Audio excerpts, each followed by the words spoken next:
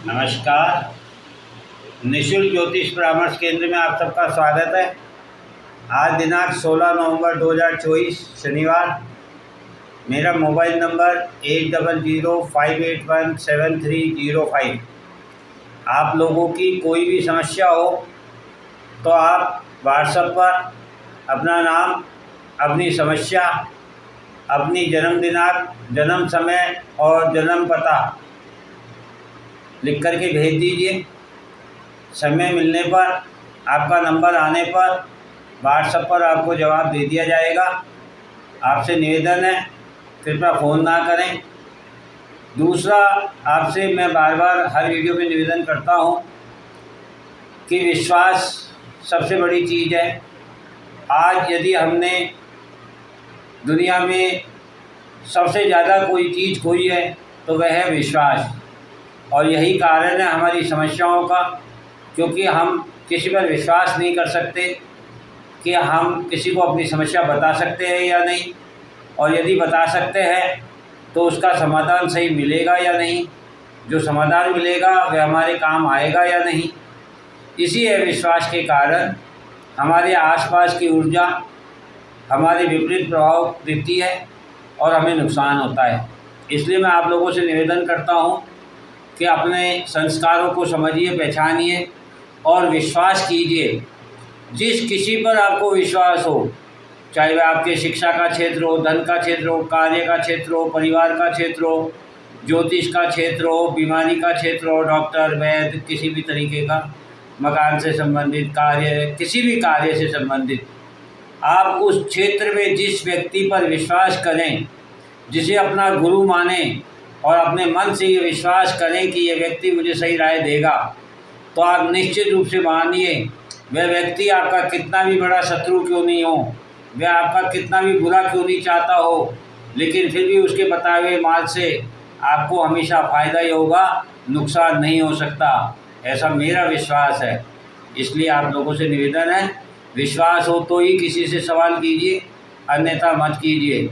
और जब सवाल करते हैं तो फिर उस सवाल के समाधान को मानिए और उसको स्वीकार कीजिए, क्योंकि किसी भी गुरु का अपमान करना, हंसी उड़ाना, मजाक बनाना, ये हमारे संस्कारों में नहीं है और इसका फल हमें स्वयं को भुगतना होता है। इसलिए मेरा आप लोगों से निवेदन है, एक नई समस्या से मत जुड़िए। चलिए अपन कुंडली का अध्ययन करते हैं। जैसा कि आपने देखा, अभी तक हमने कुंडली अध्ययन के लिए आप स्वयं कैसे करें उसके बारे में बहुत सारी चीज़ें बताई। भाव के बारे में बताया, राशियों के बारे में बताया, तत्वों के बारे में बताया, हर तरीके से हमने समझने की कोशिश की है। अब मैं आपको और बढ़िया चीज़ बताने जा रहा हूँ। हम पहले भाव से ही शुरू करेंगे। जैसा कि पहला भाव व्यक्तित्व का होता है, तो किसी भी भाव को, ये यदि व्यक्तित्व का है और ये आपके परिवार का, कुटुंब का, धन का, आपके स्वाद का, आपके वाणी का है, तो इसका अर्थ ये है कि किसी भी घर से उस घर का जो भय है, जो डर है, वो यदि देखना है तो उसके अगले घर से आप देख सकते हैं। यदि एक नंबर घर का भय, डर दूसरा घर है, क्योंकि बिना भय के हम किसी चीज़ का संग्रह नहीं करते हैं। हमें कल की चिंता होती है तभी हम संग्रह करते हैं। हमें काल से भय होता है, इसीलिए हम कुटुंब की संग्रह करते हैं। इसलिए दूसरा घर भय का होता है।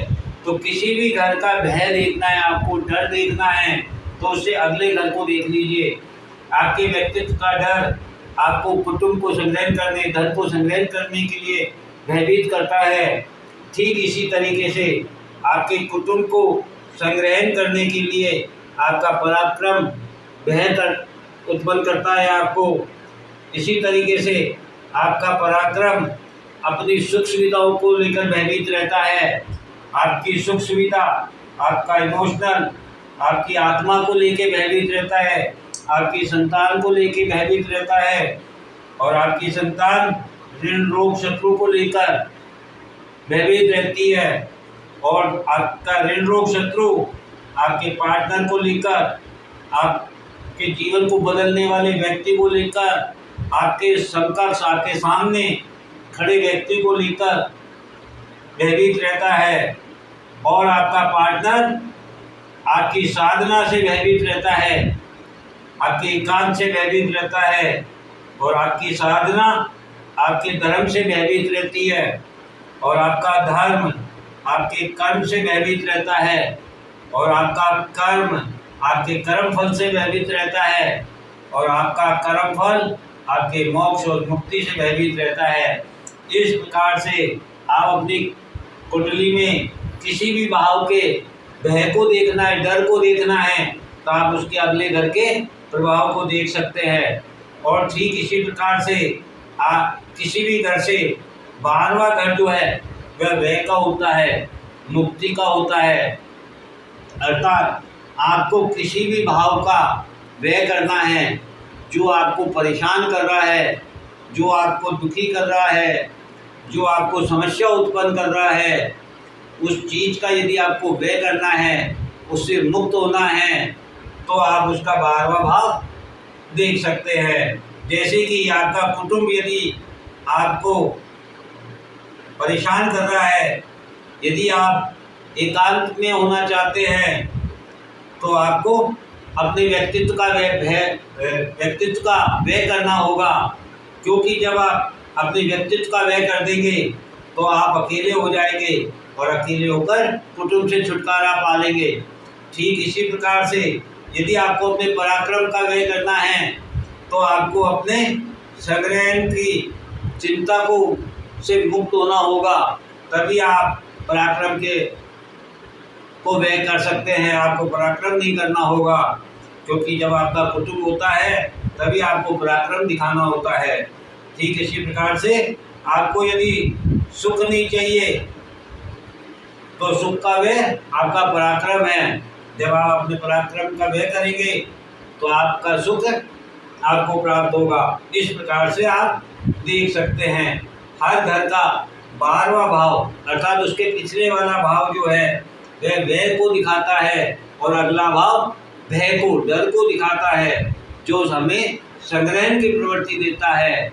और ये संग्रहण ही हमारा ऋण रोग शत्रु के रूप में उपस्थित होता है, क्योंकि सबसे पहले जब हम कर्म करते हैं तो इस कर्म से हम अर्थ चाहते हैं, लाभ चाहते हैं, और यही लाभ हमें काम, क्रोध, लोभ, मोह, मद, माया इन रोगों से ग्रसित कर देती है और वही हमारा ऋण रोग शत्रु के रूप में हमारे सामने आता है। इस प्रकार से ये त्रिकोण काम करता है।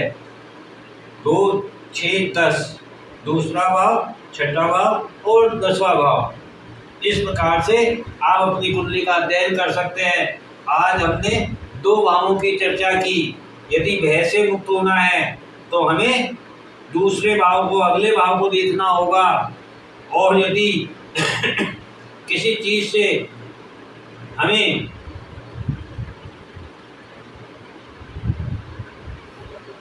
मुक्त होना है, व्यय करना है उस भाव का, यदि आपको अपने व्यक्तित्व का व्यय करना है तो आपको मोक्ष और मुक्ति के मार्ग पे जाना होगा। इस प्रकार से आप उस घर से उसके पिछले घर को देख सकते हैं।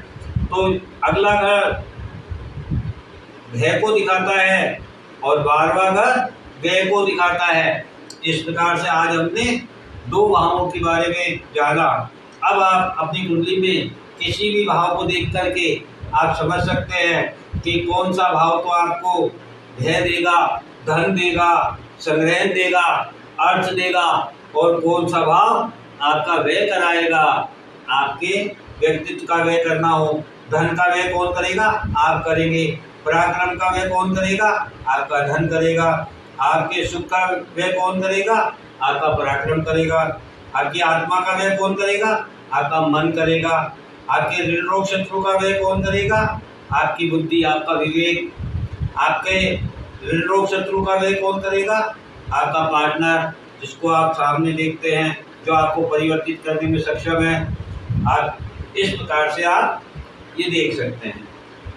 जय हिंद, जय भारत।